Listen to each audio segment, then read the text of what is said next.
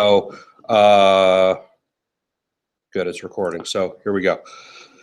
So, welcome to HCDE532. Apparently, there's only 12 registered people for this class, and there's people from other departments that are trying to get into this class. I'm all for that. I'm not the decision maker on that one, unfortunately. So today, I had an email exchange with a potential student and sent that person to Pat Riley to get an ad code, and Pat sent an email back saying we can't let in any non-majors.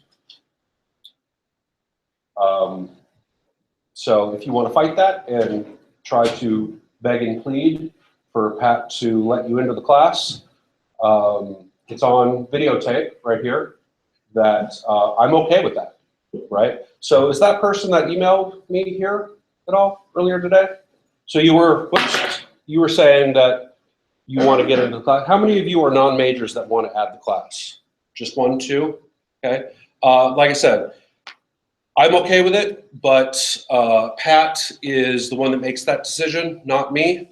I'm just a dude who shows up and does this one class every winter, and I don't even remember the last time I actually set foot into the department, nor have I ever met Pat or the new chair, or yeah, I haven't seen anybody in a long time. So a little bit about what this class is, what this class is not, what it's geared for. So are all of you master's degree students? Yeah? Do we have any certificate students in here? I wonder if they didn't let certificate students in, either. No? It's not one of the classes that you can take on the certificate track. I think if you're in a different department, you're not allowed to take it sometimes because of payment issues. Yeah. You register through PCE. Okay. And like if they're in like. Because last year we had 30-something people in the class. I also think this quarter, like one of the only other major courses was offered on Wednesday. In Okay. Masters. Oh. Whatever, I'm here, you're here, let's make the best of it, right? So how this class originally started, are any of you going to be taking, I think it's still 537, the user-centered web design class, with from Anthrotech, Suzanne, right? You may not know her. There are quite a few HCD grads that then go on to work with Anthrotech.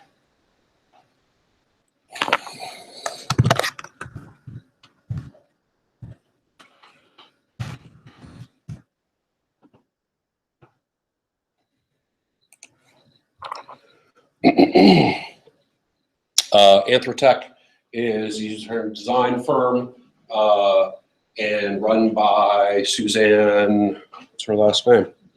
Boyd, who basically has been a mentor to me in terms of this whole user-centered design stuff. So what this class is, this 532 class, is I started TAing the labs for the 537 class way back in the day when I was a student here. So I went through the HCD department, master's degree student, graduated in 2013. So I've been you in the past, right? And the deal with the 537 class is you are going to be put on a team, if it's still going to work the same way, that you're going to do a bunch of user research methodologies like card sorting, some prototype testing of your interfaces. You're going to do a couple more activities on gathering information, that kind of stuff.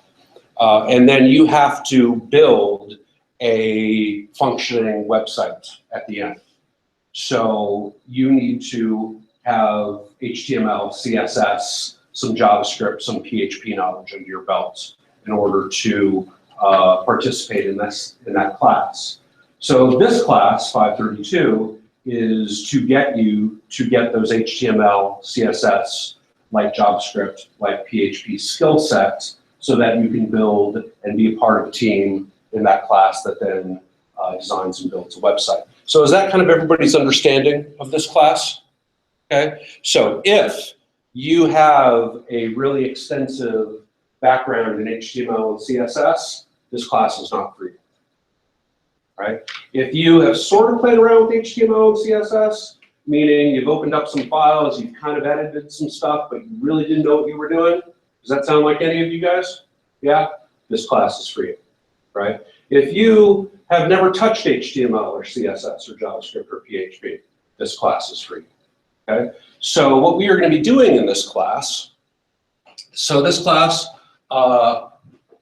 take a look at my student website, which apparently you guys didn't get the email that I sent all of you at the beginning of the quarter, which is kind of, so when I went to my UW thing, and I went to the class list, and what it does is it allows you to create a class list, email list, and I sent an email out to you guys, and it bounced because sinkum@u.washington was the approved email address, but I was sending it from sinkum@uw.edu. So then I went in and it looked like I approved it and then sent it out, but apparently you guys didn't get it. So that's not a big deal breaker. It's just kind of an embarrassing, sad state of affairs when we are trying to talk about usability, being a HCDE department. So basically, the email, what it did is it introduced you to the class, it introduced you to me, it introduced you to Thomas Wu, who is the assistant lecturer. So this is Thomas over here. So what I will be doing is I will be lecturing and guiding you through a set of exercises that we will be doing in class together. I will be recording it, so if you, how many of you are going to be out of town on a business trip or something and you're going to have to miss class? Anybody? No? In the past, we've had people that were going to miss a class or something, and basically you can either watch live at the time on YouTube or just watch the recording again, or instead of, right? Show up for class though. Don't just not come to class because I record it, right? I know you guys. Yeah. At least I know myself, right? I'd be like, you know. But winter 2017, Wednesday, 6 to 7:50 here in Dempsey Hall. They changed rooms on me. Not a big deal. So I host my website at sccc.premiumdw.com. Premiumdw.com is my business URL. So basically, I have been doing freelance work for a long time. I have a traditional bachelor's degree in graphic design, so I did a lot of print stuff way back in the day. In the real late 90s, I started exploring web design, got myself the Dreamweaver and Photoshop, and started slicing stuff up and posting it to the web. Didn't really know what I was doing, but 20 years later, I feel like, yeah, I know what I'm doing. So I'm not freelancing any longer, but you can check out this. So I did an older rendition of the HCD website.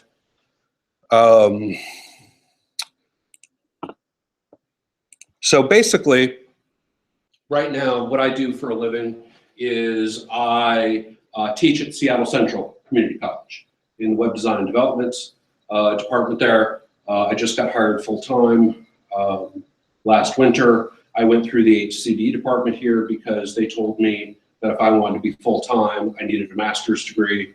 The HCD master's degree really intrigued me, and damn, was it fun, right? Are you guys having a good time at all? A little bit? It's hard work, right? But I really had a good time. I learned a shitload, right? And came out, and then they hired me full-time at Seattle Central. So if you are going to have, so SCCC stands for Seattle Central Community College. Now it's Seattle Central College, so there's only 2 C's in it. I really wish I would have started at students.premium, right? But now if I change the URLs, all my SEO, search engine optimization, is going to take a big nosedive, so I've left it alone. So I know that's a hard URL to remember. So instead, you can go to dowhatmikesays.com. Do you know about this yet, Thomas? No. So last spring in the WordPress class, we were joking, haha, do what Mike says, do what Mike says, right?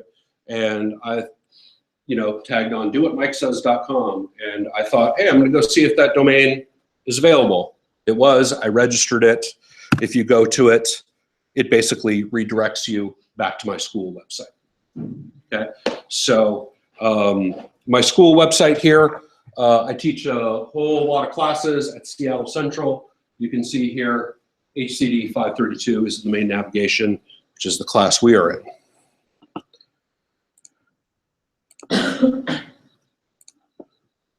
So, in terms of a description, what this class is. This course gives an overview of the basic principles, practices of professional website design and development. So I originally wanted to call this web development workshop. They wanted me to call it Web Design Studio. I really don't care. It's basically we're going to learn, well, let me ask you guys. When you hear the term web design, what do you think? What does that mean to you? Huh? Not development. Does it mean interface design to you and that kind of stuff? Yeah. Right, that's why I wanted to call it web development, right? Because basically what we are doing in this class is front-end engineering. So front-end development, right? Now I'm going to talk about color palettes and the grid and design aesthetics like that. But basically in this class is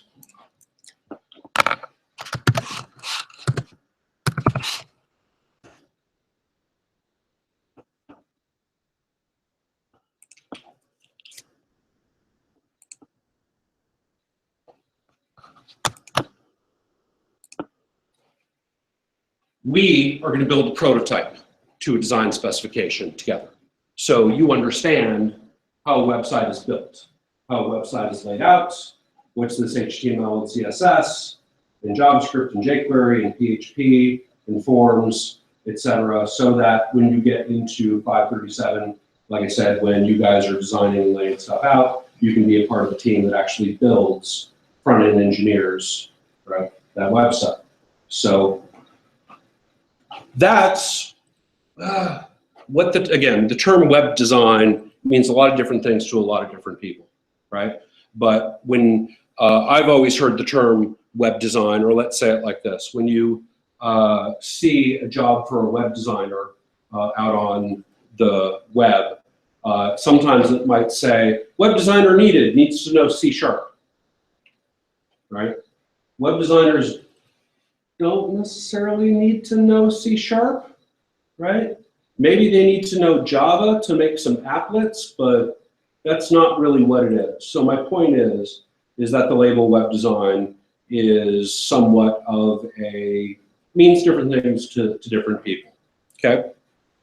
So what we are gonna do in this class, you might see here, so I have all my demo stuff at faculty.washington.edu, and then my username. Is that big enough for, let's bump it up a little bit. Nope, it's not gonna let me do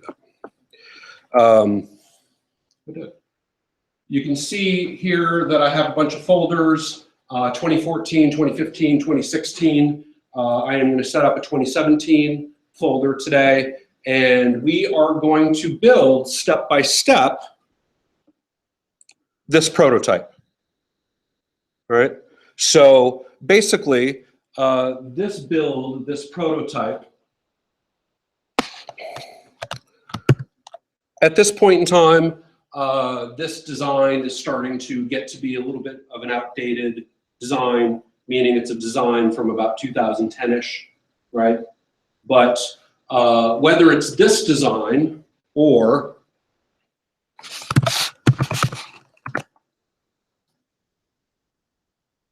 this design, the build is incredibly similar, okay? the theories of how to build these websites is really similar. Okay, so I will show you, instead of, great, we have a header and a navigation, there's no color bar behind the navigation. I'll show you how to make a color bar that stretches all the way out. If you want your prototype to look like that, you can have your prototype look like that. You will have freedom to make your prototype look how you want to in terms of colors and some of that kind of stuff, right? But just for tutorial sake, I'm going to show you how to build this to this specification, and then you can explore and modify, right? So what you should come out with is hand coding a prototype website like this.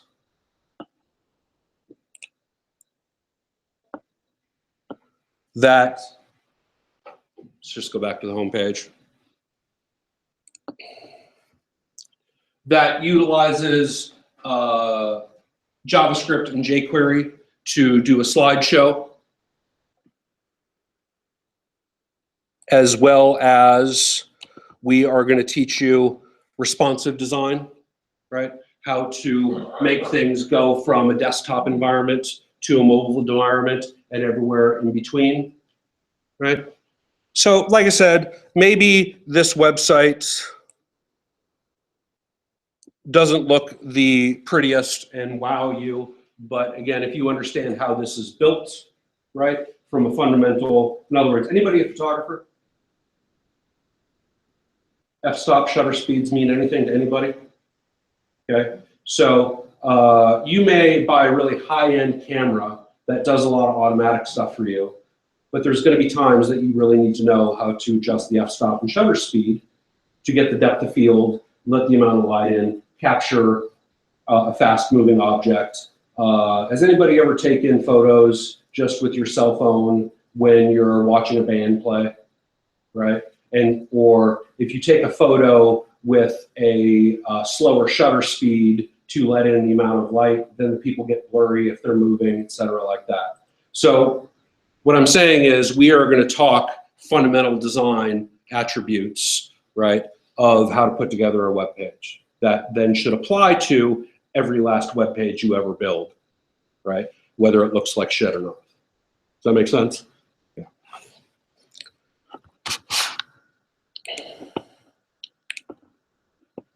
So what you see here in the subfolders, let's go to this one, for example.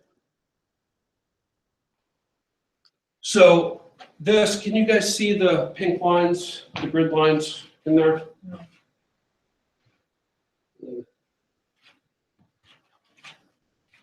Well, as we go through this, if you want to follow along your own screens, the monitors always blow the stuff out.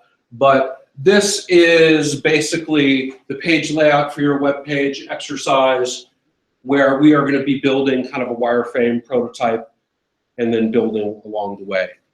Okay? So we go back here.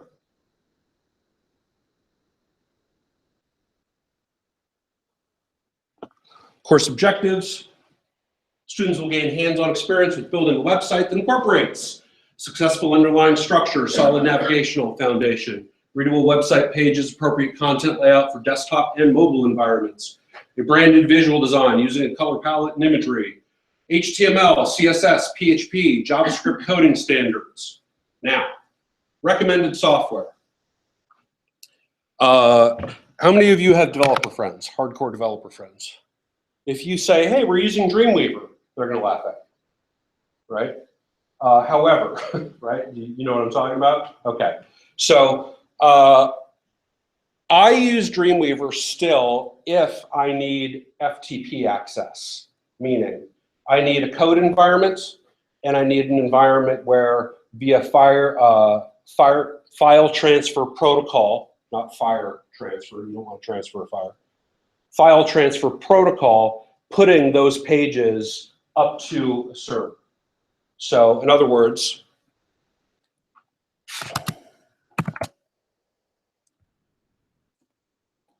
if I have an environment here, that this is the latest 2017 version of Dreamweaver.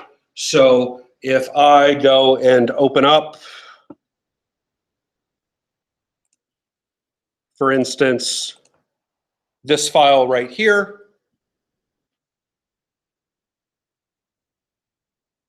Okay, what I have is I have a code environment. The real annoying thing about Dreamweaver, as far as I can tell these days, is they keep on asking me to update this and this is available. Shut up, I don't want to know about it, right? So basically, I have a coding environment and I have an environment where I can see all my files and I can publish them to a server, okay? So,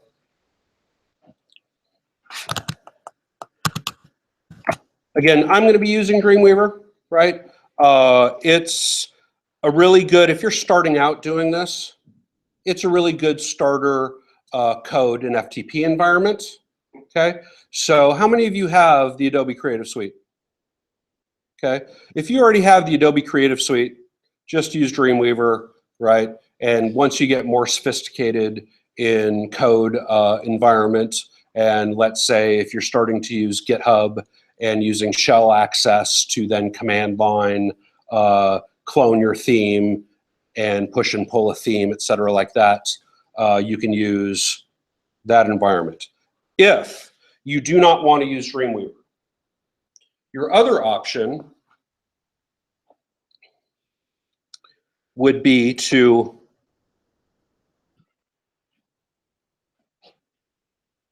use a coding environment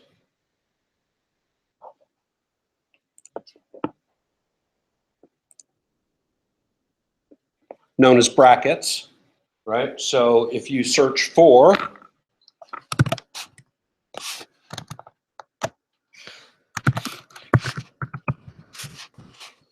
brackets.io,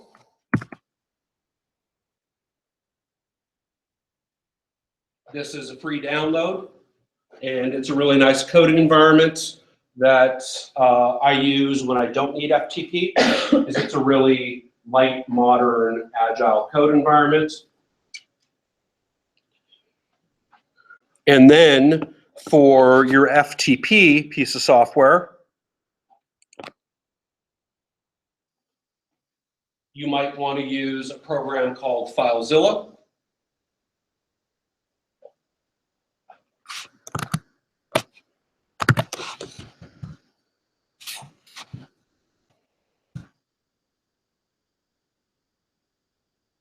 Is FileZilla made by Mozilla? You don't know? Yeah. FileZilla, again, is also a free download. In other words, the two things that you need is you need to be able to write code in a code environment, and you need an FTP piece of software. There are bazillions of them out there. You can use whatever you want, right? Like I said, for this class, I'm going to be using Dreamweaver, and if you want to have the same interface that I'm using, go ahead and use Dreamweaver, especially if you already have the Creative Cloud. You might as well just do that, and you can tell your developer friends that the instructor knows that you're laughing at him and he's okay. Okay? Can I interject real You quick? can, absolutely, Thomas. With brackets, any of you use Sketch Yeah. for design? And you know how they have like a ton of plugins, right? Like that are written by third party. Same with brackets, there are plugin extensions. So, but it's still kind of buggy. So if you were to look up in the extension library and download like FTP or brackets, you'll get the whole package. You can upload within brackets. But I think what Mike is suggesting with FileZilla is still more established. Yeah, FileZilla has long been established. You have to open like two different programs. One program to upload your files, and then you code within brackets. So it's still your choice if you want to explore like going to extensions within brackets or both programs. How many of you have ever done any development or coding? Okay, who are my programmers in here? Right? What environments are you using? Okay, what? Unity and C#. Unity and C#? Probably use Visual Studio Code. Okay. So like I said, I have a lot of programmers in here. So you're programmers that you've never really touched HTML and CSS? Huh? I'm bad. You're bad at it. Okay, right. So this class, you know, might run a little bit slow for you if you're a programmer. Like I said, this is really geared for, hey, I've never done any HTML and CSS or whatever, and oh shit, I have to take that one class that I need to have those skills, right? But like I said, if you guys are, show me programmers. Okay. I had a couple other hands over here, developers. Not developer, but like 2,000. Okay, okay. What'd you use? I don't even remember. I think it was Netscape Composer. Okay, yeah. Like really old. Yeah, really old. And that's fine, you know. We all do what we all do. Like I said, I started using Dreamweaver in 1997, and it's never let me down. So I've had a really good relationship over the years with Dreamweaver. And yeah, Dreamweaver is bloated and does a lot of things that I don't need it to do. But in terms of a code editor and a file manager, it does what I need it to do. It's part of the Adobe suite that I've always have to buy. And I've just gotten used to it, and that's what we do, right? So, but like I said, when I don't need the file transfer, then I typically use brackets as my code editor, and it hasn't really let me down. There are a couple of buggy things in there that I don't like. It'll automatically tab some stuff over. I'm like, no, I don't want you to tab it over, right? Stuff like that, but you know, overall.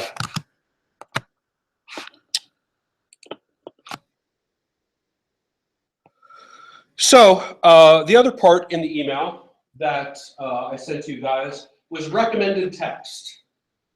Okay, so you can get by in this class not reading any of these texts, and hopefully with the lecture, I call them the lecture sizes because they're exercises, half lecture exercise, doing that kind of stuff.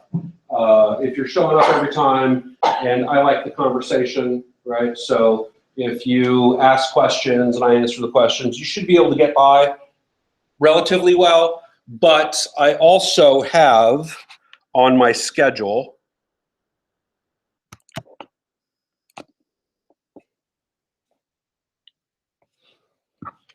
readings from a couple of books that I have called out the appropriate readings for the topics that we are discussing. So one of the books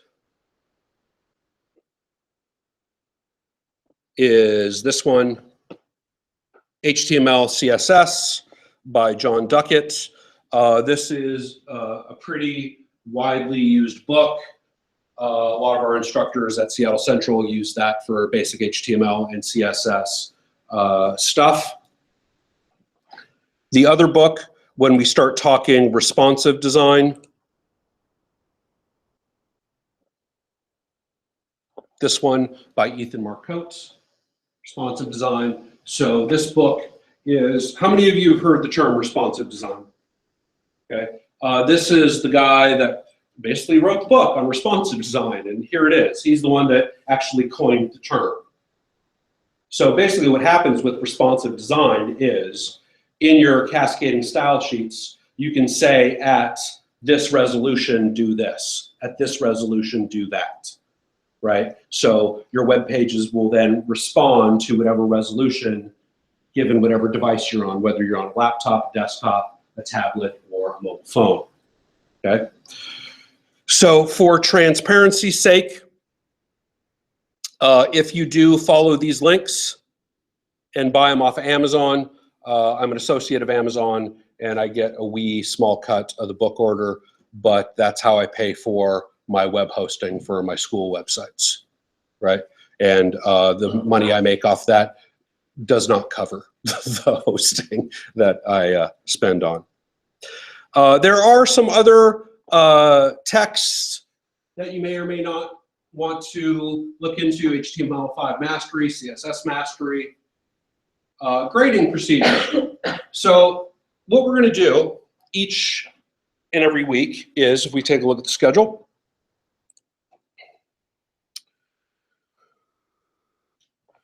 we are going to go and do in class an exercise each week.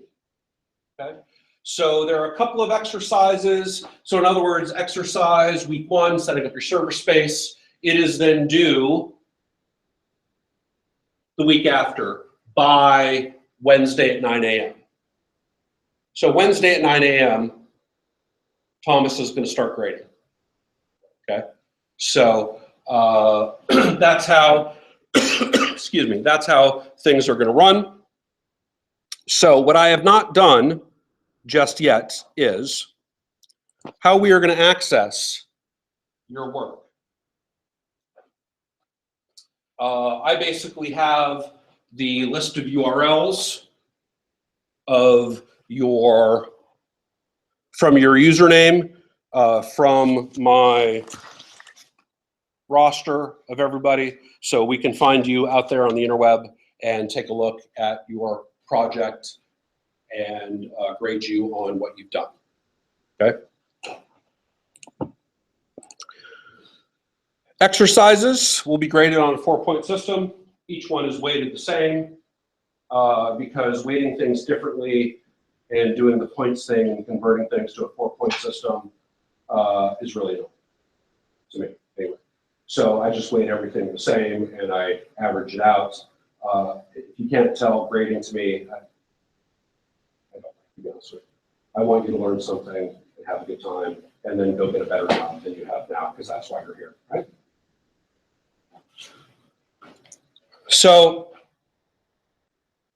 exercises will be marked down 25% for each week they're late, right? So here's how the grading works out. If you do things to requirements and have it done on time, you get 4.0s, right? Really easy. If you half-ass things and things are missing out of your assignments, Thomas will start deducting points for certain stuff, right? If your assignment is not done by 1 week, and then when Thomas gets to it the following week, right? Again, if you have it done here and he checks on it the following week, it's marked down 25%. Okay. So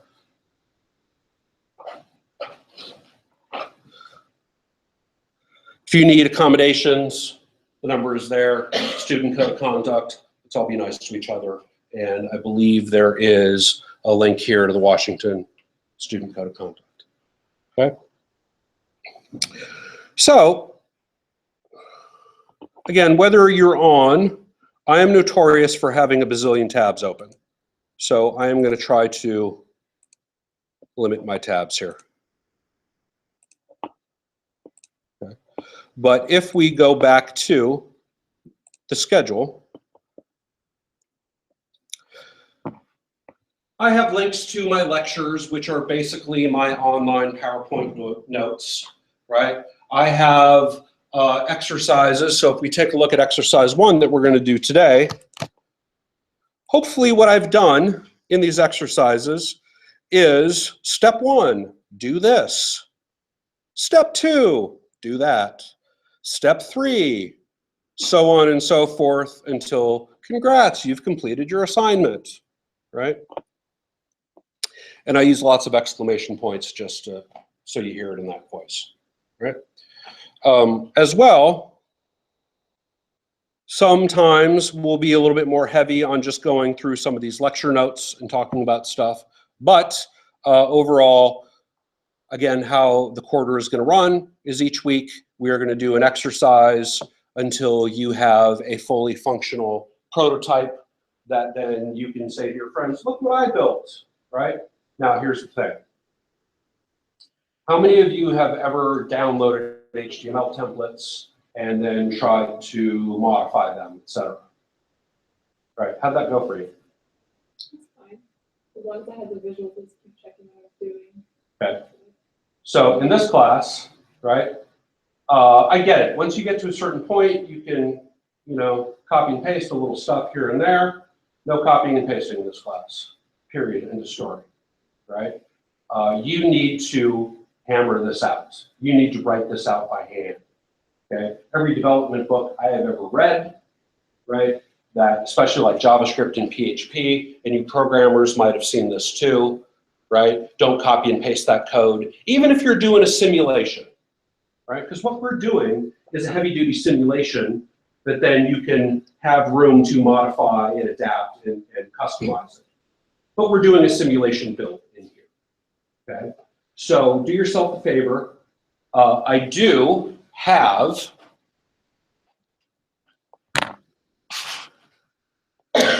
when we look at, let's say,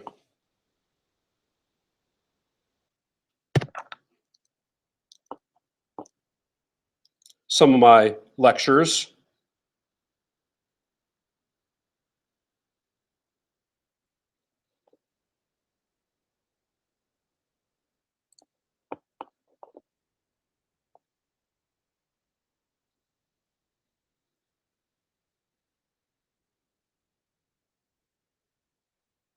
I have sample code here. Don't copy and paste it, right? Please. Sometimes I may not know. Sometimes I may not be able to tell. However, there's a lot of times in some of my other classes, the WordPress class especially, I comment the hell out of that thing, right?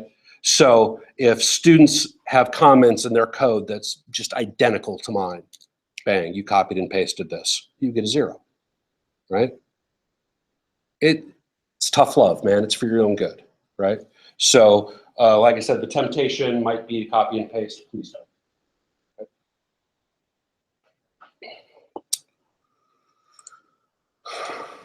All right. So like I said, the exercises that we're going to be going through, setting up your server space, which we're going to do today, creating your first web page layout for your web page, visual design for your web page, breaking things into multiple pages, using PHP includes and some conditional statements. A contact form. So we're going to talk about how to do a contact form with some HTML5 form validation, and then we're going to use a PHP script to then actually send the email out through a server. Create an image slider with jQuery. Now here's the thing, an image slider with jQuery. At that point in time, we're going to be using an application called FlexSlider, okay? Which you will find a whole bunch of jQuery applications out there on the internet, right? That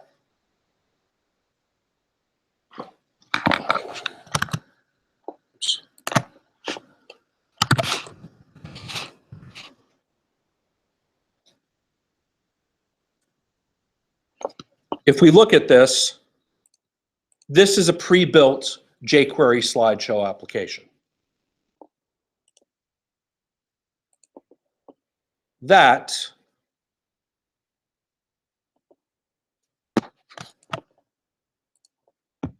has its own JavaScript file associated with it. This you're not going to type out, right? You are going to use that as part of an application. Did you have a question or just stretching? Yeah. You are going to use that as an application, and just like when you ever use a quote in a research paper, you document your source, right? So up top there is the copyright and the documentation of the source, okay? Now that being said, if we look at the source code here, this little snippet right there, that actually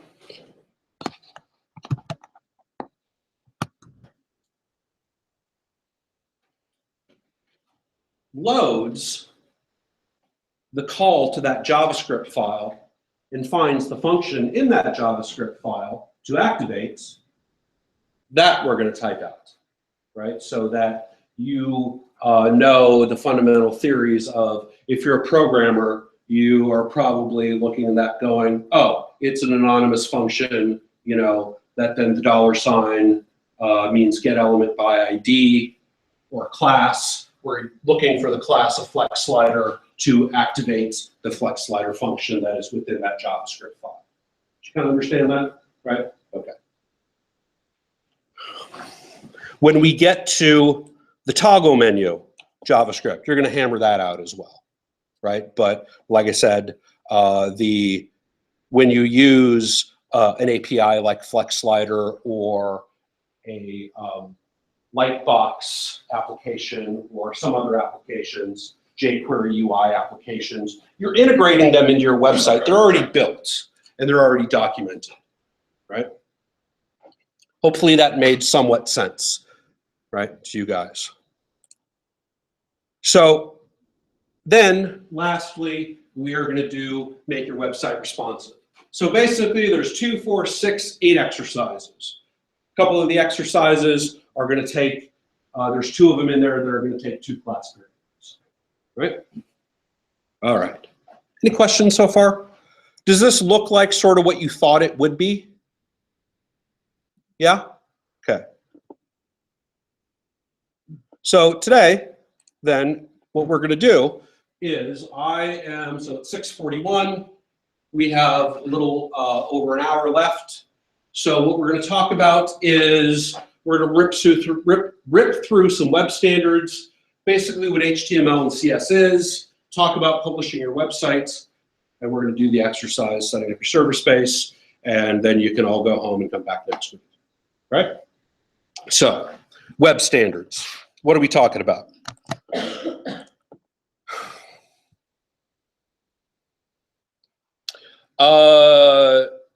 I doubt, so you used what, Netscape Communicator, right? Okay. The browser had like a. Yes. Yeah. Yeah, I know exactly what you're talking about. That was way, way, way back when, before the browser standards, right? So way back before, let's say this, no matter the rumors about Al Gore starting the internet, that's not true. Tim Berners-Lee was one that is credited with basically starting the internet to share scientific documents with a community. And back in the 1990s,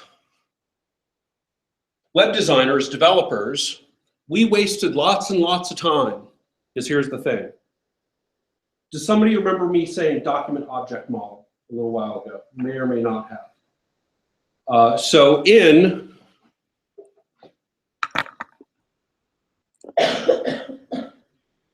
a piece of code like this, if we want to change, let's say, that image slider, right? There are 3 images that rotate, okay? Well, how does the browser know which one to load and how long to have it loaded before it changes to the next one, right? Well, somewhere in this file right here, there is a function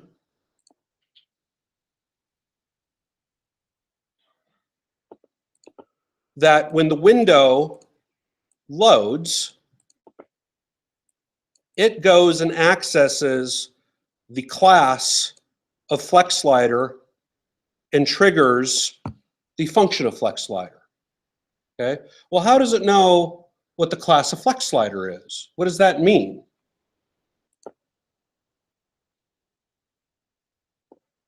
Here is the element. Somebody said, who said div earlier? Nobody? Really? Am I hearing things? I'm old. It happens, right? So here then is the class of flex slider. Okay?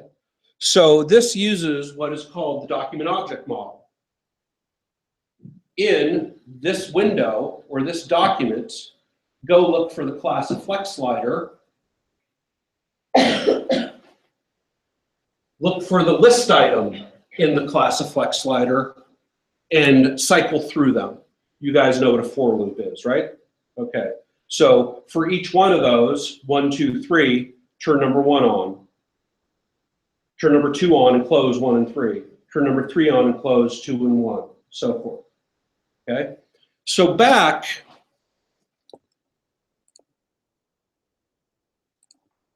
in the 90s,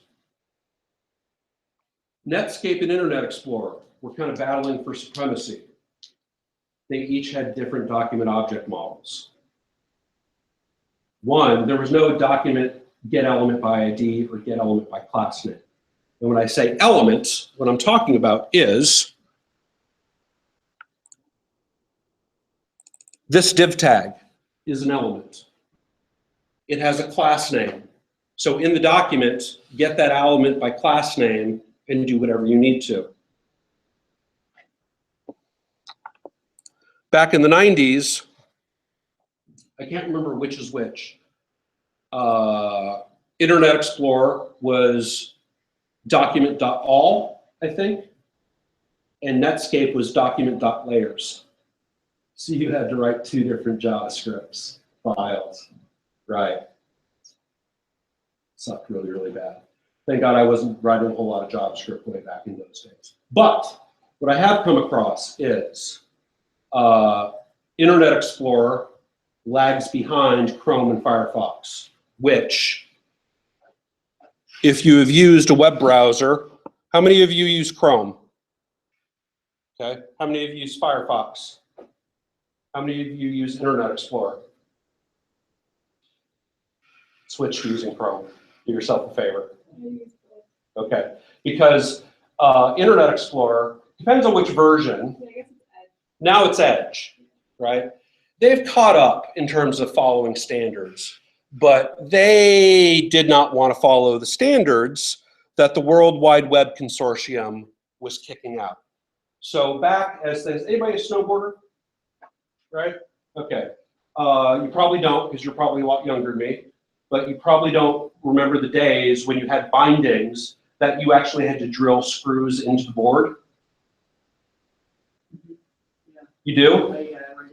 Okay. So instead of these days, you'll have like 10 up, like 2 across, 2 with 10, and then 2 and 10, right?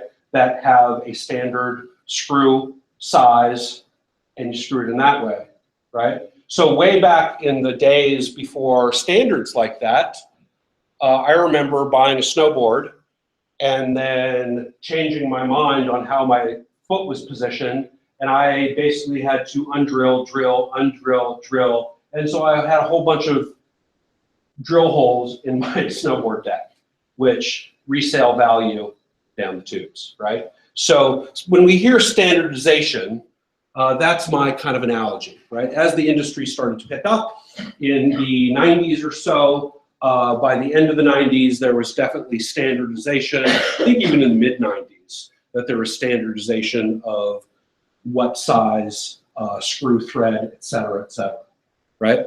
So back at the end of the 90s, then the World Wide Web Consortium, which I have hopefully this links to the w3.org, which you can take a look at web standards and read all about it.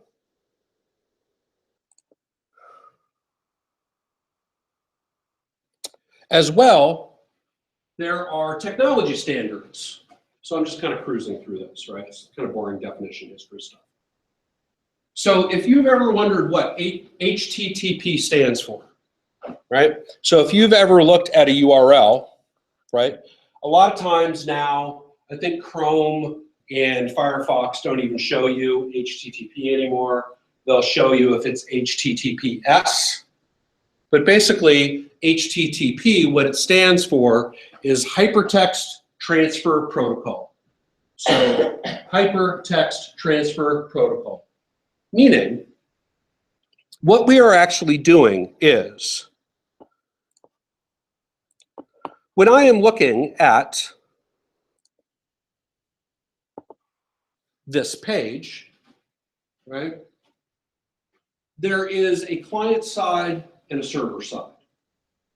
How many of you ever heard those two terms? Okay, client side.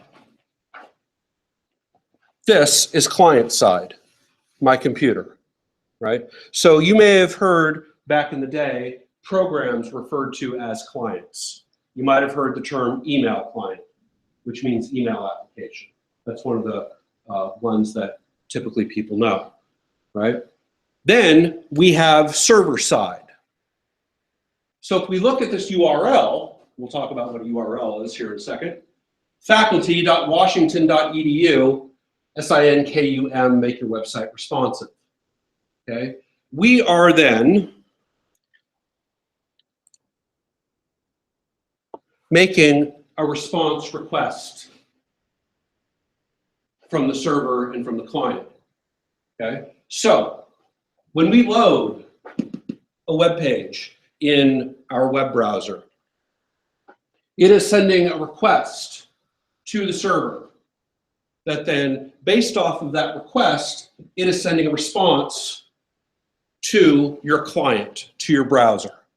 It might be doing that statically, or it might be doing it dynamically. What I mean by static versus dynamic.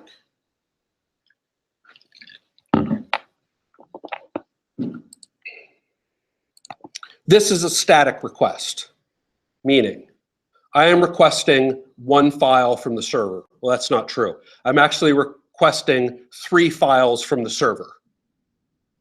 And they are semi-dynamically putting themselves together like puzzle pieces and outputting the response of HTML.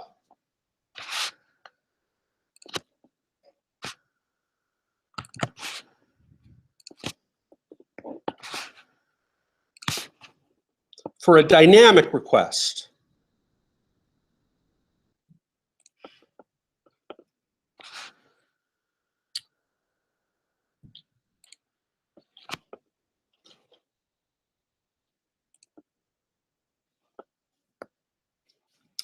if I'm on a web page like this, which is quite old at this point in time, but it's still an example of what I want to talk about.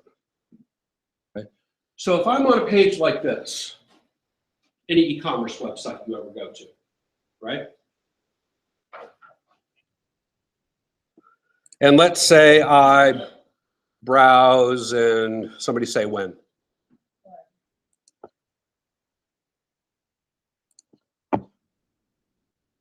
I have made a dynamic request to the server, okay? So based off of my request, if you take a look up there, I am requesting certain bits of information from product ID 113. If it is then going to and digging into a database, like e-commerce websites do, it is then, there's one more offshoot, right, called the database, that is then looking for information, and based off of that product request, it then is filling in pieces of the puzzle there. Meaning,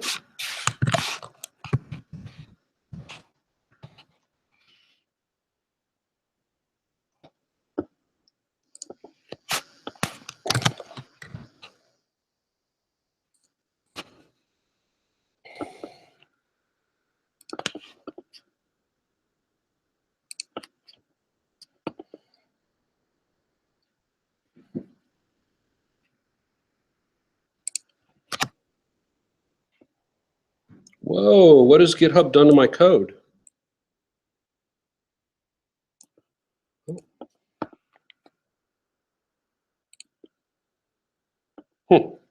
Well, something's updated and we're not going to look at that. Let's go take a look at one more file.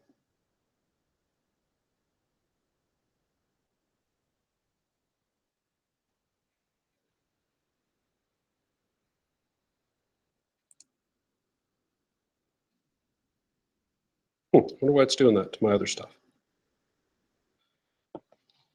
Let's say it like this.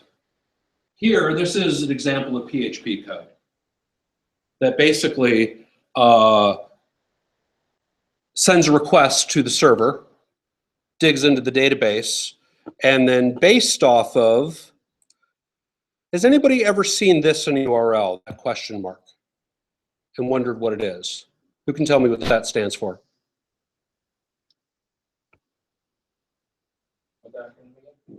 The question mark, what does it stand for? Every now and again, I'm going to quiz Thomas, see if he's sleeping over there. Query. Oh, yeah, yeah, sure. Okay. So what we have done is we have made a query to the database. Okay. And based off of a product is then filled in information. So that's how most e-commerce, well, pretty much all e-commerce websites work.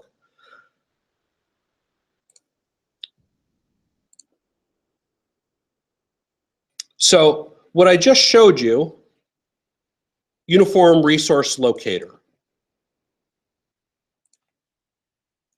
So we are going to talk about relative paths and absolute paths. But here as a URL, what you can see is HTTP, Hypertext Transfer Protocol, World Wide Web, Premium DW. So that is the server which it's on. Our server, my server, I guess, is faculty.washington.edu. Yours, I believe, is going to be students.washington.edu. Are any of you staff? Is anybody a TA in here? Because if you're a TA, you're going to be using a different server when we get to hooking up our server space. So if you're not, don't worry about it. Okay? So faculty is a subdomain of washington.edu.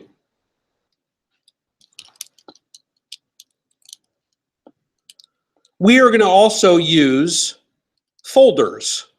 So here as part of the path, we are going to put things possibly, I am going to put things in folders that then are on our server. So if I look at this in terms of my files on faculty.washington.edu, I have a set of local files. And if I open this up and connect, you will see a set of remote files, okay? So if I am here and I am looking at a folder called Make Your Website Responsive. Now they have a little bit of a different of a connection there, but basically it's in a subfolder called SINKUM, which is a dynamically generated folder as far as I know, based off of my username, okay? But if I go look at my files here, you can see that their server structure, right? They're naming it however they're naming it, right? That then faculty.washington.edu is some kind of an alias.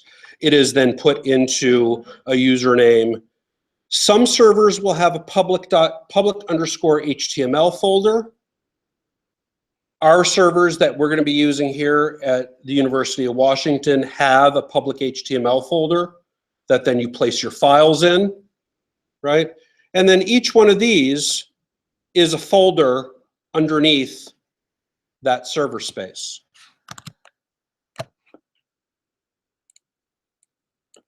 So if I go back here, these are then folders under that server space. So eventually I'm going to make a 2017 folder that then we're going to do our project along with, etc.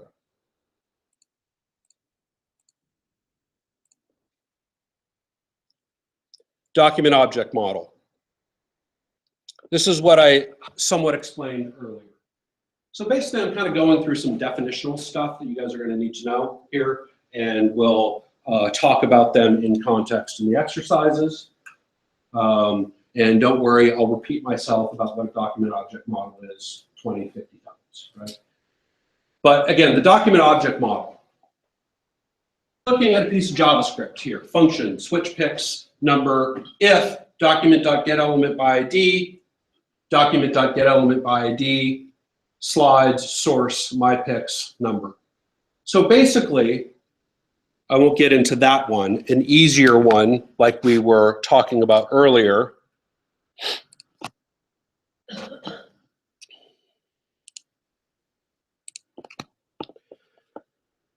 we have a document object model, right?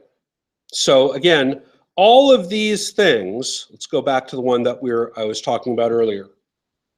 You can call this an element, you can call this an object if you want.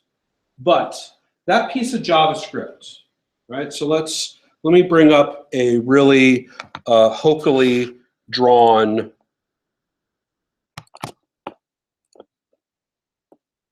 whiteboard drawing.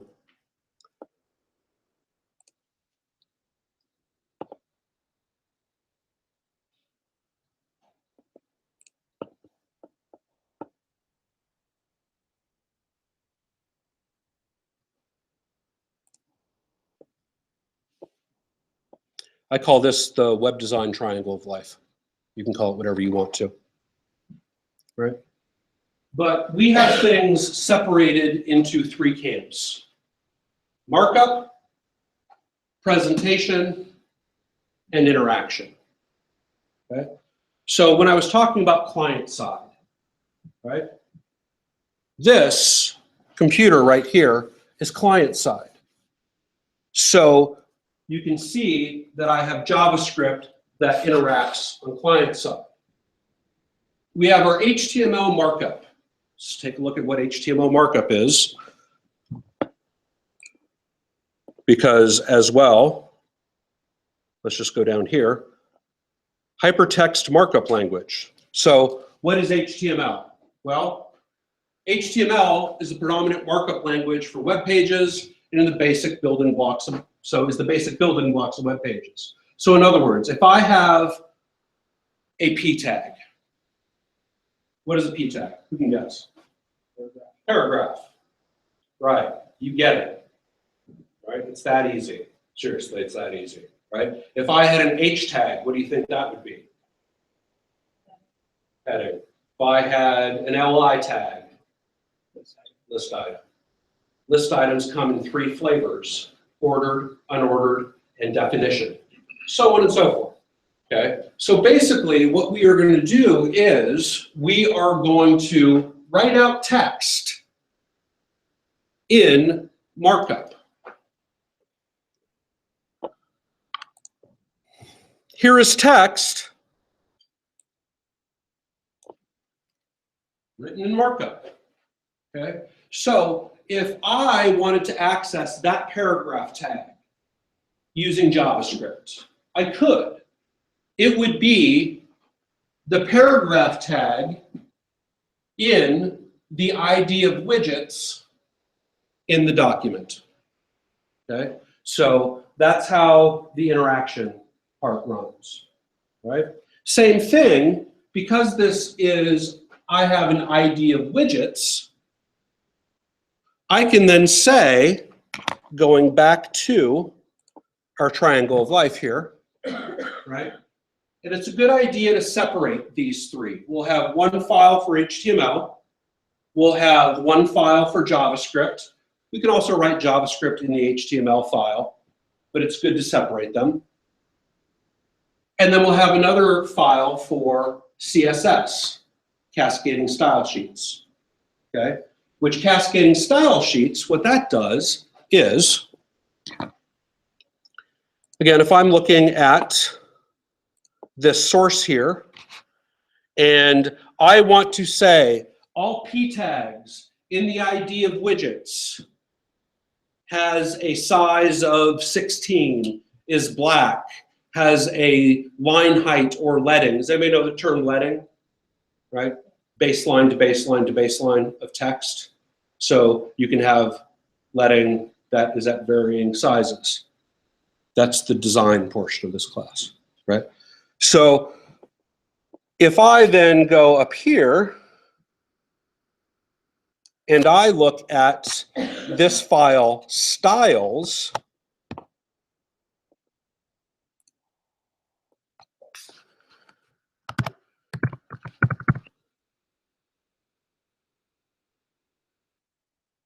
via the document object model, I can access the class of widget item in the tag of section inside the ID of widgets. Now, when I first heard this definition, let me see if you've heard this definition. What is program? You know where I'm going. It's a set of instructions, right? And I thought to myself, can't be just, I mean, things are so complex, man. I mean, there has to be, what do you mean it's a set of instructions, right? And then when I actually got into programming things, I realized, oh shit, I have to give instructions to every element, everything, every whatever I want to do, right? And it becomes really, really complex, but it's a complex set of instructions that a computer or a machine reads so that when it comes across the ID of widgets, it knows how to display it. If it comes across the ID of widgets and there's a piece of JavaScript that triggers, it will go and access the element ID of widgets to do something, cycle it, etc. When I really figured out, oh man, it is a set of instructions, it just became so much easier. Like programming, I don't want to say programming isn't easy because you got to study the hell out of it. But if you really look at it that way of, oh, these are all just a bunch of text instructions that a machine reads. And if you don't have an instruction for a certain scenario, it doesn't do anything. If this, do that. Else, nothing, right?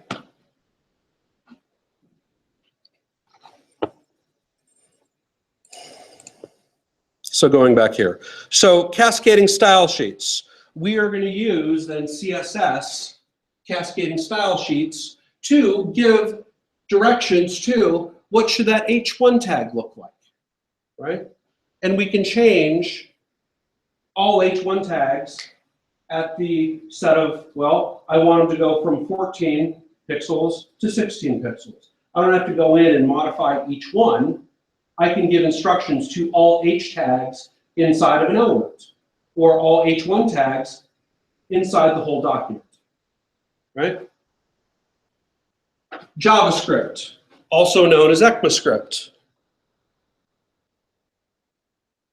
ECMA being Code Manufacturers Association was the E stand for. Is it written in here? Something Code Manufacturers Association. I don't know, Ernie's. Let's just make it up like that, right? Sounds good, right? Where, again, it will use the document object model to make some kind of an interaction. Slideshow, a drop-down menu, a pop-up window, right? All kinds of things. Then there's one last thing in the triangle. So if we have markup, presentation, and interaction, we also have a pre-process for HTML. So the language that we are going to use is PHP, which actually stands for, I swear to God, personal homepage. A guy named Ramsey Lairdorf named it personal homepage way back when. Now, has anybody heard the term ASP? Active server pages? That makes sense. PHP, personal homepage. You can sort of remember it as hypertext preprocessor, right? In other words, what PHP does, how I explain it is, PHP is HTML's older brother. It's his big brother. Pushes it around, tells it what to do, where to show up and when, right? So for instance,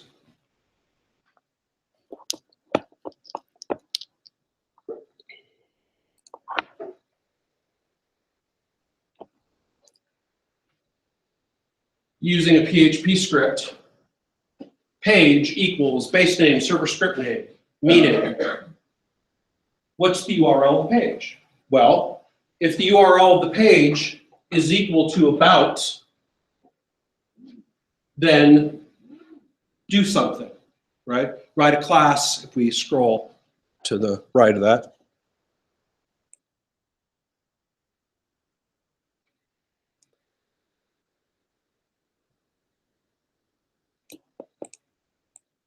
Put in a certain class so that when you're on that page, you might not be able to see it on the projector. But if you're on this page, there is a highlight state, a you are here location kind of thing. Have you ever been navigating around a website and wherever you are on the website, the tab is highlighted. Basically, how that works is, if the page is equal to, use a class of current or here or whatever, and in CSS, have that class of current or here or whatever be red. So that identifies that you know where you are. Okay? And we're gonna do that in our build. If this is a lot to throw at you right now in terms of definitions, don't worry. This is going to become much more exciting. Right? This is the boring day. Right? Definition day. So we've already kind of covered HTML and CSS, right? Basically, HTML is written in a series of tags, right? We have a head tag, we have an H tag, we have a P tag, we have a list item tag. That's our markup, okay? We are at the point where we are using HTML5, okay? So this is the 5th version of the language. What is it? How do you, Windows is up to 10, right? What's that joke? How do you count to Windows 10? 1, 2, 3, XP, something, 8, 10, right? In other words, there might not be a version 1, 2, 3, 4. I know there's a version 4. 1, 2, 3, I'm not so sure, but we are up to HTML5. So in an HTML5 document, then, we will begin the content of our web page using an HTML tag. Our HTML page will be sectioned off into 2 sections. The head portion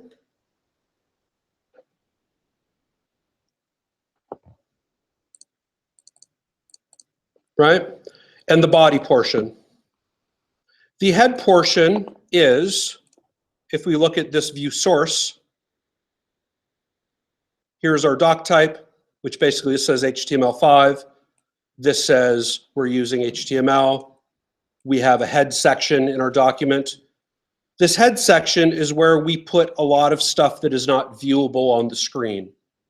Links to the style sheets, the meta tag for viewport, so it works on different browser, or excuse me, different devices, etc. Links to JavaScripts themselves, and the head portion. The visible portion, in other words, what you see here in the screen, is located within the body portion. In body. So all tags have a start and a close. The close will have a slash, right? There's a Guns N' Roses joke in there somewhere. You guys are probably too young for it.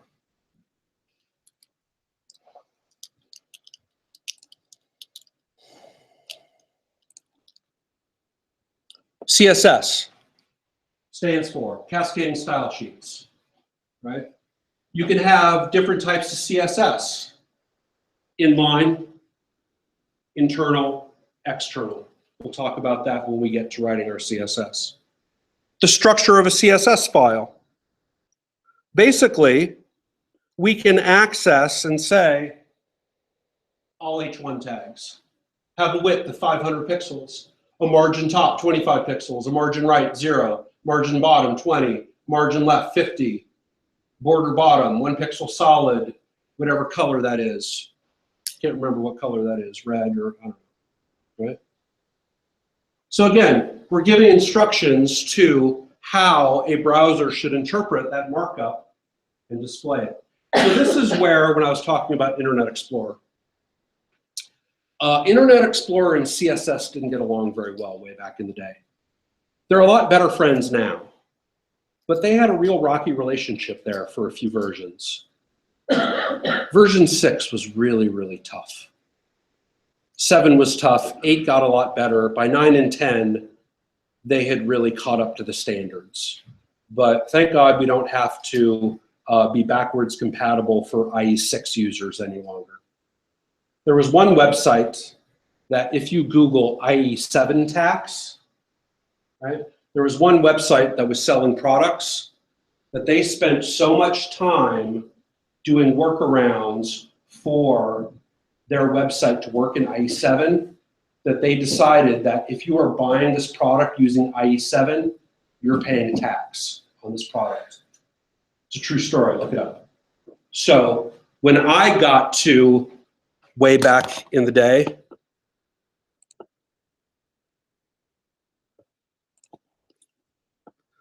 making my business site responsive, I needed to use CSS3, the third version of CSS. So there were some new properties in CSS3, like using multiple backgrounds. Well, Internet Explorer 8 didn't support multiple backgrounds, so I was at a crossroads here. Do I spend the time doing the fix and workarounds for IE8, or do I write a snarky blog post instead? I chose to write a snarky blog post so that if you are viewing this page using IE8, or if you went to my website using IE8, no matter where you went in the website, it would redirect you back to this page until you read this damn page that was written for you, that basically said, upgrade your browser, please, right? And I thought it was the funniest thing in the world back then.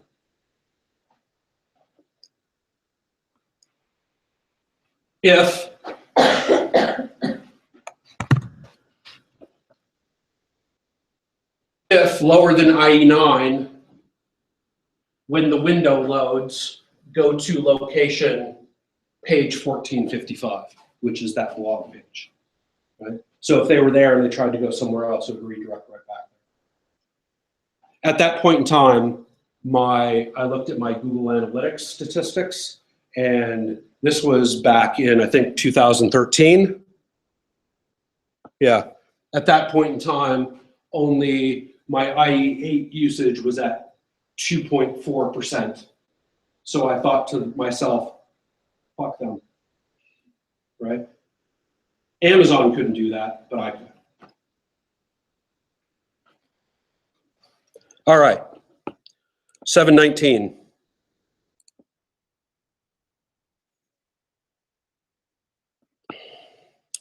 Publishing your website.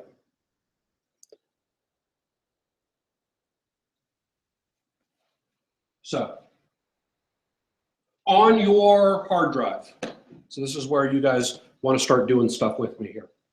Okay, everybody ready?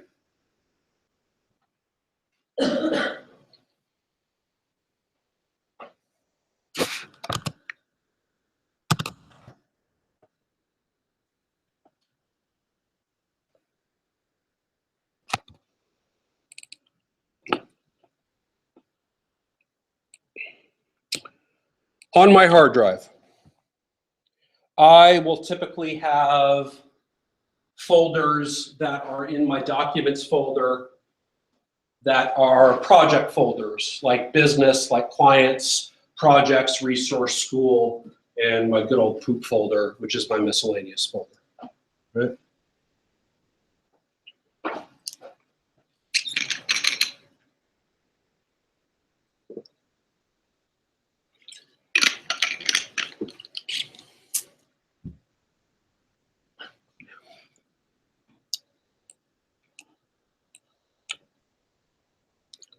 In my school folder, this is where I have a lot of my classes, information for my classes. In my clients folder, this is when I used to do a lot of client work. If I were to open Rehab Washington, that folder, what you would see, I follow a file naming system that makes sense to me that I've developed over the years that I'm going to share with you on how to manage your files. File management is one of those things. How many of you if I were to look at your desktop, have files scattered all across your desktop.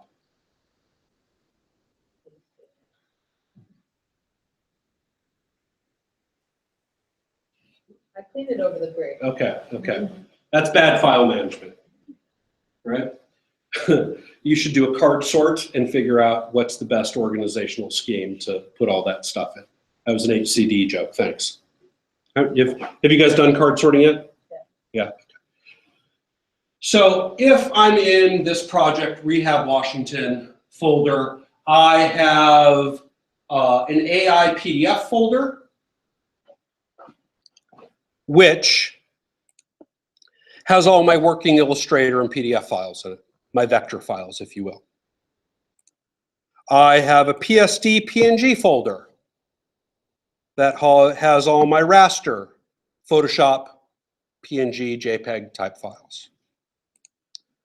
I then have a TXT folder that has a lot of Word documents and directions in it.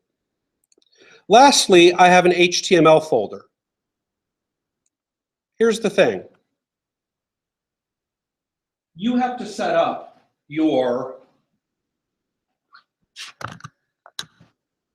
in Dreamweaver or FileZilla, you have to say, I'm going to hook to my faculty.washington.edu server space.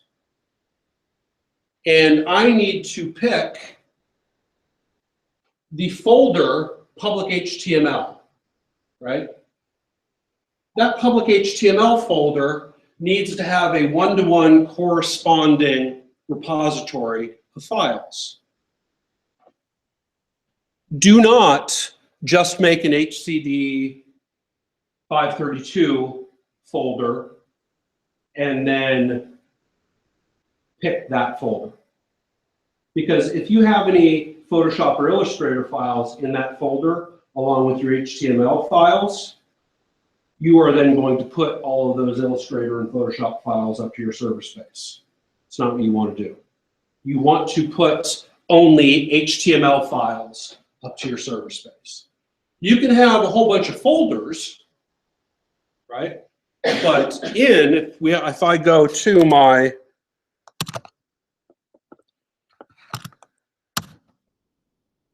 school 532, I have the same thing, AI PDF. Not a whole lot in there, PSD, PNG. So as I was putting together the lectures for this course, I was taking a bunch of screenshots and storing them in that folder.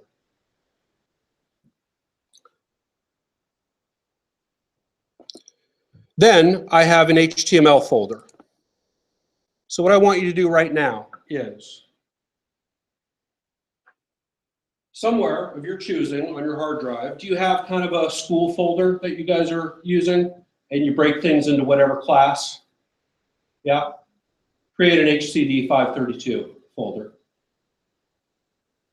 And in that folder, create an HTML folder. You don't have to create an AI or PSD one at this point in time, but down the line, it's possible that we are going to be using working files. Have you guys heard the term working files? If you're using the Creative Suite, Photoshop and Illustrator? Huh? That's what that means, working files? Yeah. So like when I say working files, I'm talking like my design files that have a bunch of layers in them and that kind of stuff. That's what I call working files. Like source file. Yeah, your master file, whatever you want to say, right? I just use the term working files. So in my screenshot over here on my site, you can see that I have working vector files, working raster files, and in there I have an HTML folder that is going to be my local root folder. Okay? So when we're talking root folder, that folder then is going to equal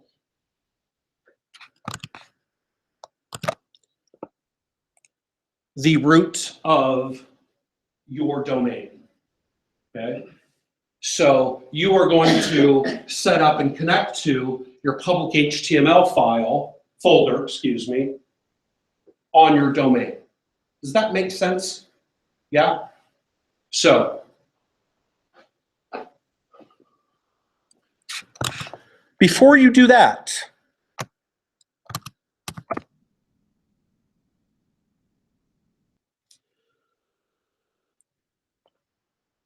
you need to access your server.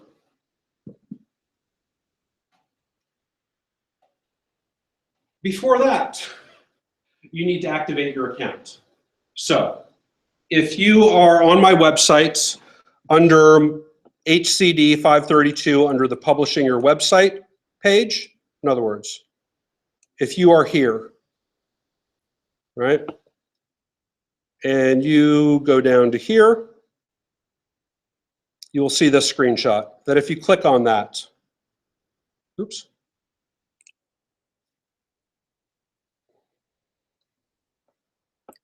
where it says activate your account up here, if you click on that and you log in, you will go to Manage UW Net ID Resources. Yours may look different than mine,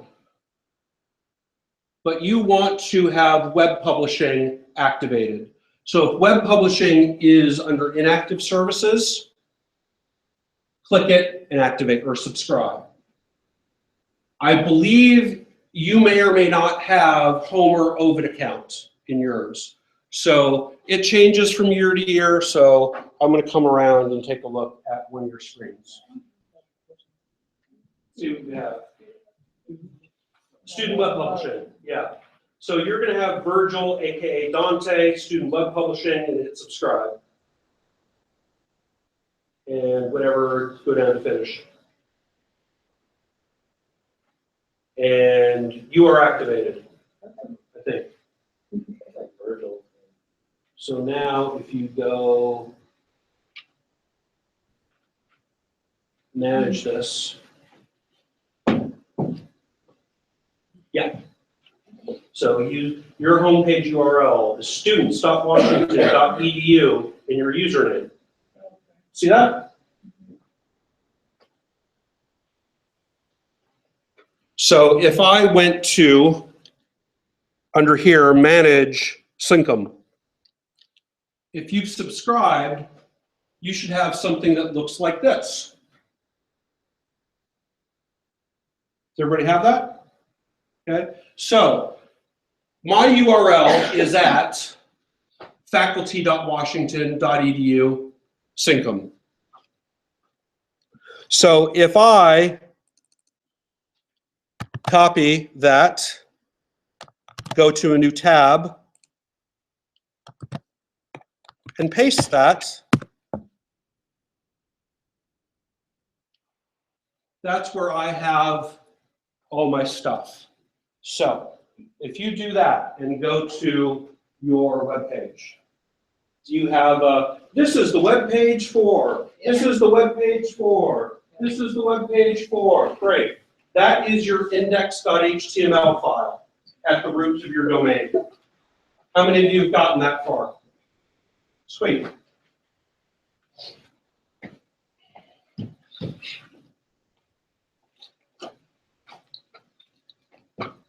Now that you've gotten that far, what we need to do is, how many of you are using Dreamweaver? How many of you are going to use FileZilla or something else? Okay.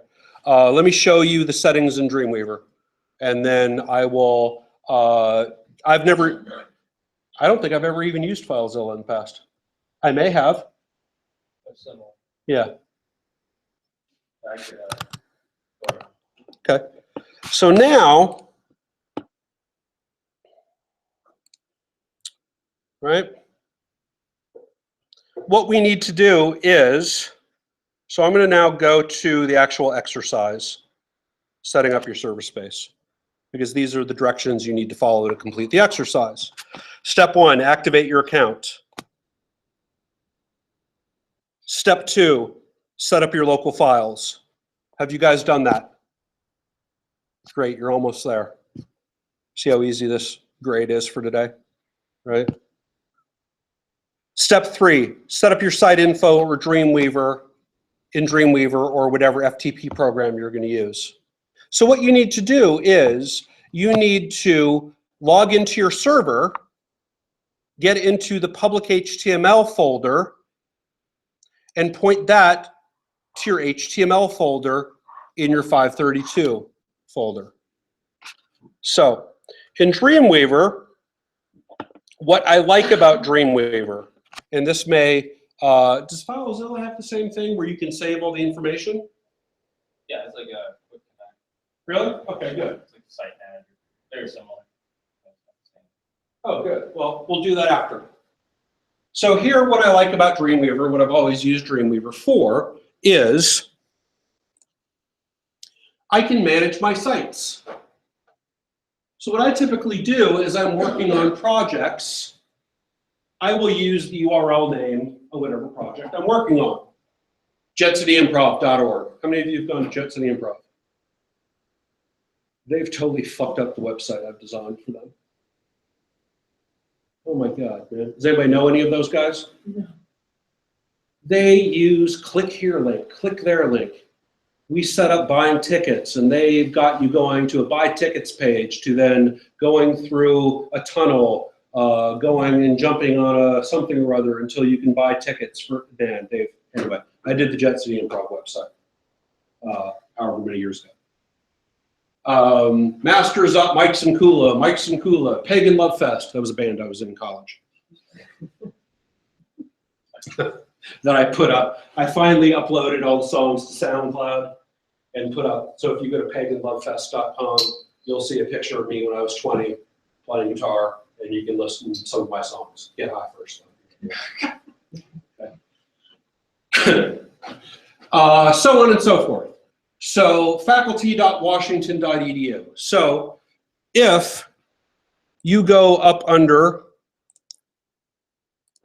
Site, Manage Sites, you can then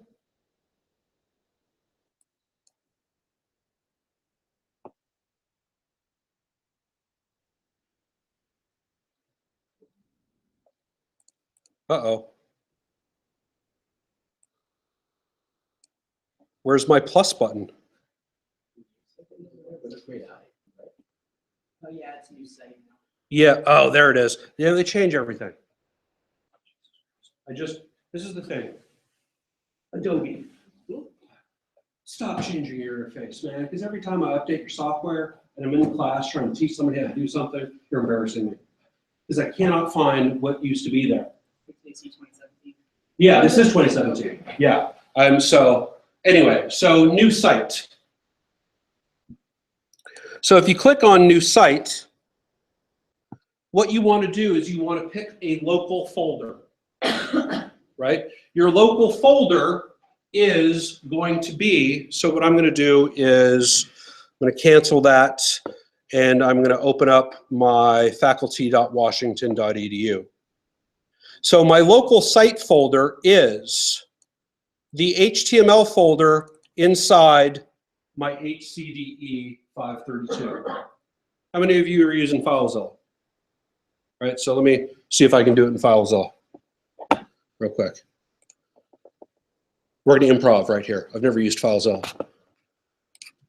Site Manager. Oh, look at that. New site.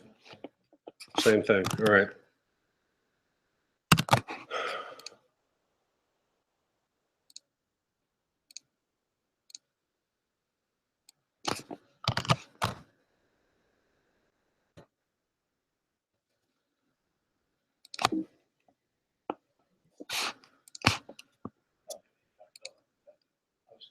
Yeah, but I didn't want it to be new site.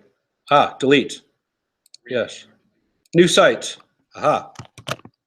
Faculty.washington.edu. Host.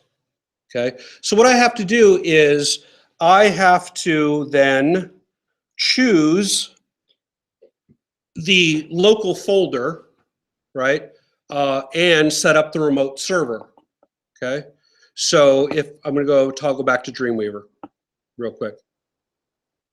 So in Dreamweaver, you can hit this button and you can go and navigate to your HTML folder in your 532 folder and say choose, okay? Then what you want to do is you want to set up your remote server, okay? So this is where you might need to, excuse me, if you're using Dreamweaver, add a new server. So here is where then I am using the server name. I'm just giving it a name.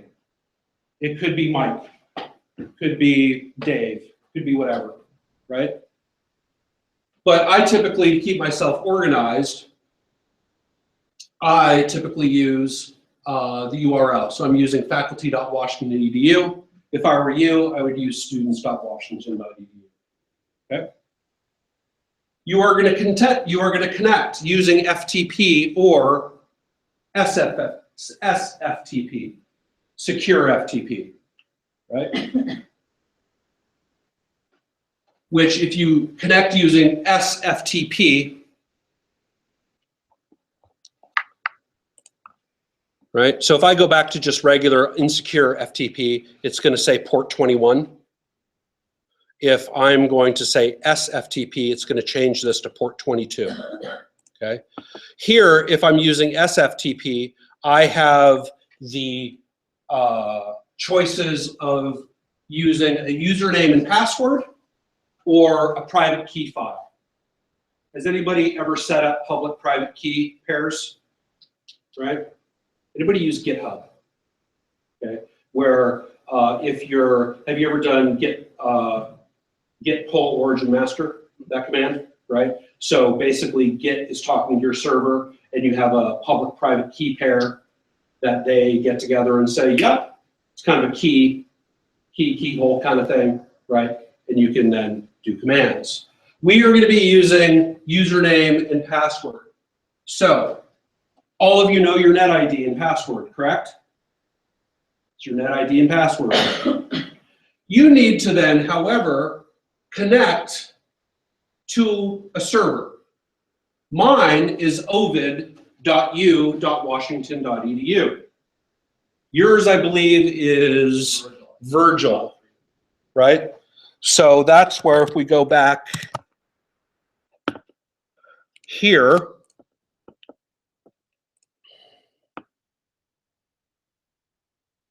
I saw Virgil on yours, right? Well, if we go to, But if I go to that manage ACERA, yeah, that or, so if you are in the setting up your server space exercise page, if you go to website URL reference, no. Yeah, I have, there it is. Web Development Environments, University of Washington.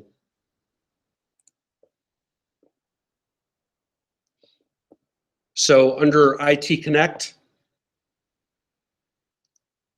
you would want to find your server.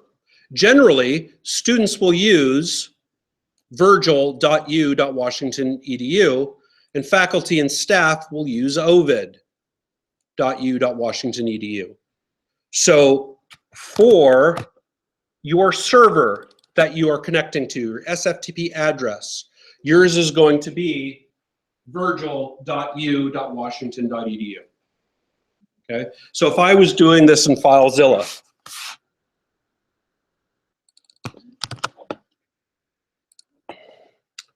I would want to say host, port 22, it's FTP, user, login type normal, so MKUM. Why is it 422? because that's the SFTP port. And then 20. Regular FTP port is 21. I think it's required to. Yeah. Here. Yeah. And I put in my password, and if I connect, server key is unknown, right?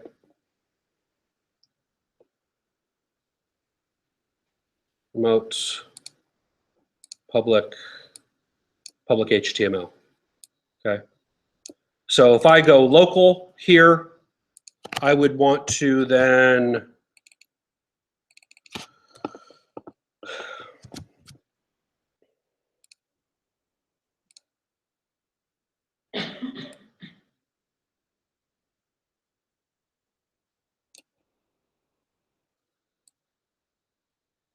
users, Emson Kula,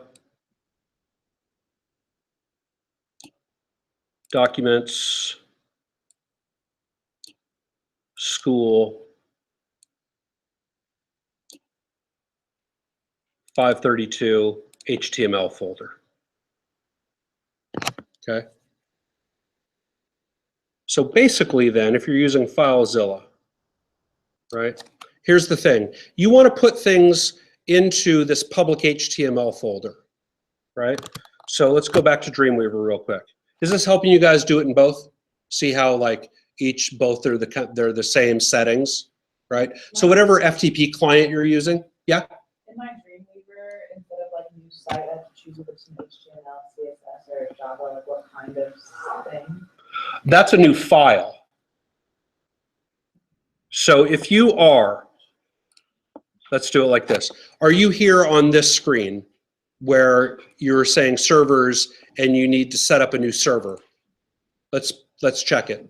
So you should then see this screen right here, right? Where you're going to name your server, you're going to connect using SFTP.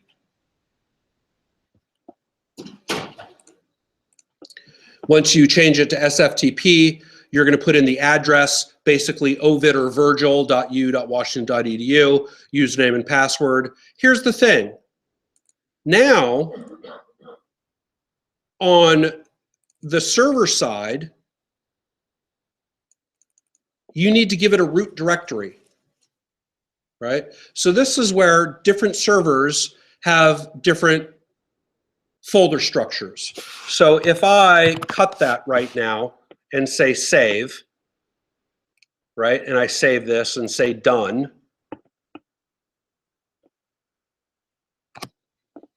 And I log back into my server here. Here's what you'll see. This right here, NFS, Braun FS, UW FS, RC00, D51, SINKUM, right? That's the pathway that they then have pointed to this URL alias, right?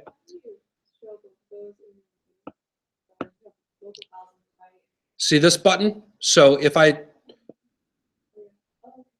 see that button, right? So on your server, does everybody see that you have a public HTML folder? Yes? That's the folder that you want to put your, wait for it, public HTML files in. Huh? Like that, right? So that's where all those files go. So what you should be doing, instead of having it open like this, when you are managing this site under servers, you have what's called your root directory down here. If you put in as your root directory public_HTML/, you are then going to connect to your public HTML folder on your server. So if you have your HTML folder on your hard drive pointed to your public HTML folder on your server as a one-to-one, you did it correctly. So if you're going to try and hide some PHP files so you can just include them later but other people won't look at them, is this where you would do that? No, let me show you where you would do that.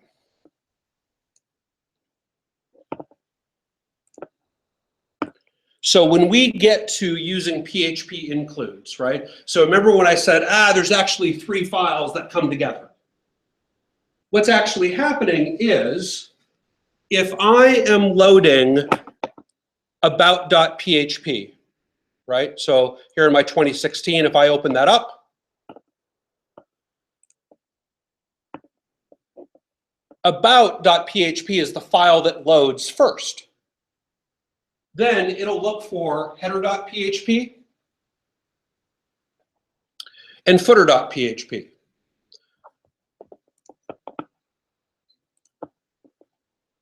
Those are stored in an includes folder.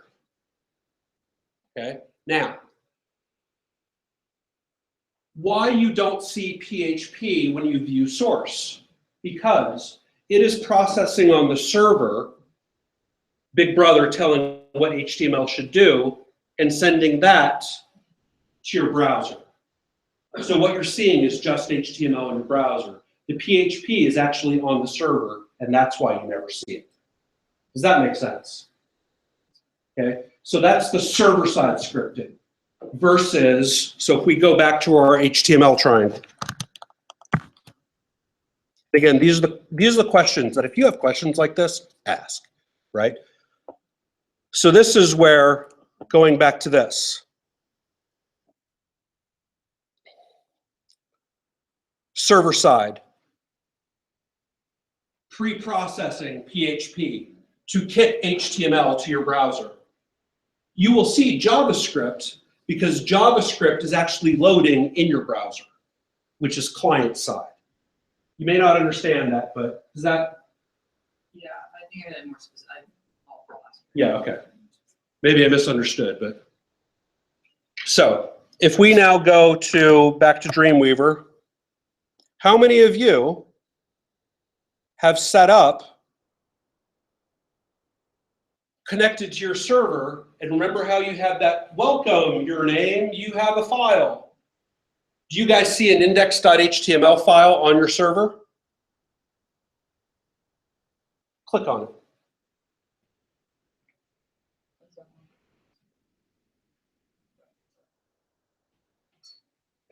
And then instead of code and design, the interface has changed. Code, just see code. So you should see the code for that page. What it just did is it downloaded that it went to your server and it used the get method to get that file and put it on your hard drive in your HTML folder. Now, unfortunately, I lost that file a long time ago. I overwrote that file, and I've never asked them to reset one up. Okay? So if you're using FileZilla, let's go and set this up in FileZilla. If I then, for remote site, then am saying /public_HTML, right? Now what you would see is local.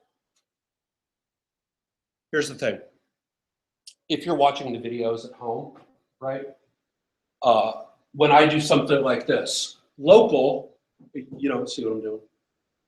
So I always have to remember to do this. Local versus remote, okay? So if you are doing it in FileZilla, if you've connected to your server, do you see index.html over here? Yes? How many of you are using FileZilla and connected? Nobody? How many of you are using Dreamweaver and connected? How many of you are using something else and connected?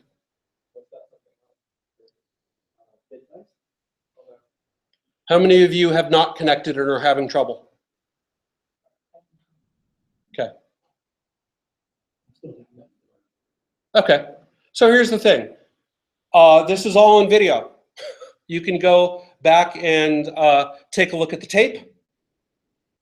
And if you have questions, right, don't email me. I mean, no disrespect. CC me, but email Thomas. on the website?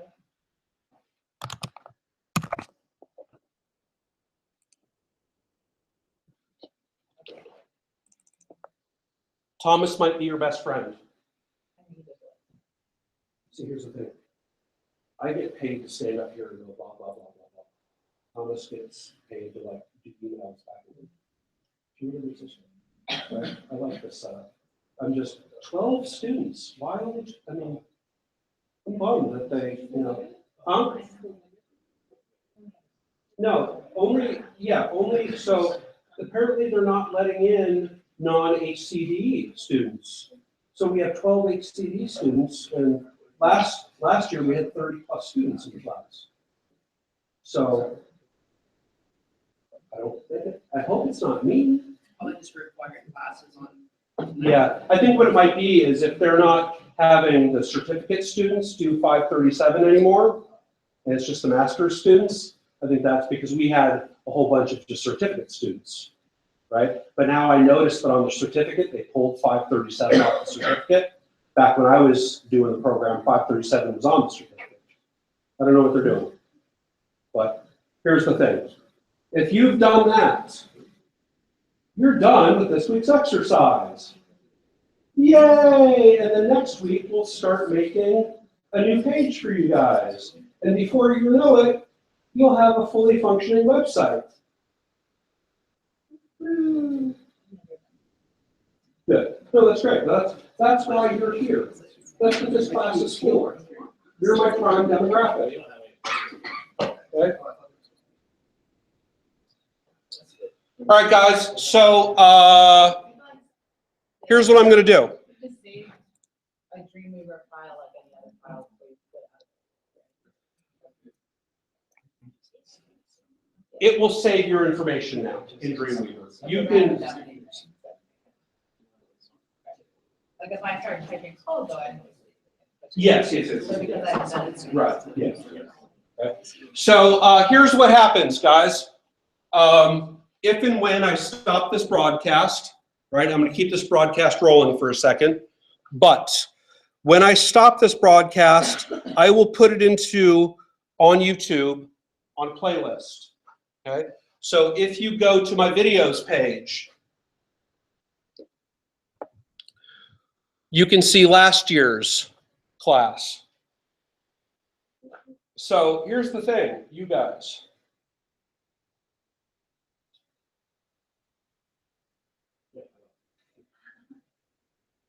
Do you need the credits?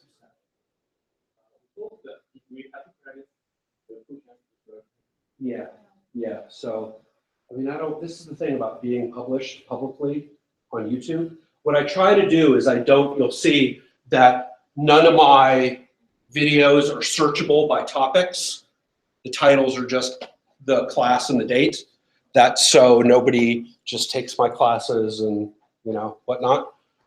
Yeah, try to, like I said, just let me know. But when I close this out, I will save it and put it in the playlist. And before not too long, it'll show up in my feed here on my website. Or if you want to go to my YouTube channel, in my sidebar, I have the YouTube icon. It's huge. That will take you to my channel where you can see, I don't record all my classes. What I do is I record software and code demos, but not design concept stuff, right? But, oh, look at that, live now. One person is watching. I wonder who that is. So whoever that is watching, hello, person watching. If I know you, send me a Facebook message. If it's you, Victoria, because one of my students from Seattle Central used to watch these. So we'll see if my phone buzzes to see if somebody's watching it live. But here we go.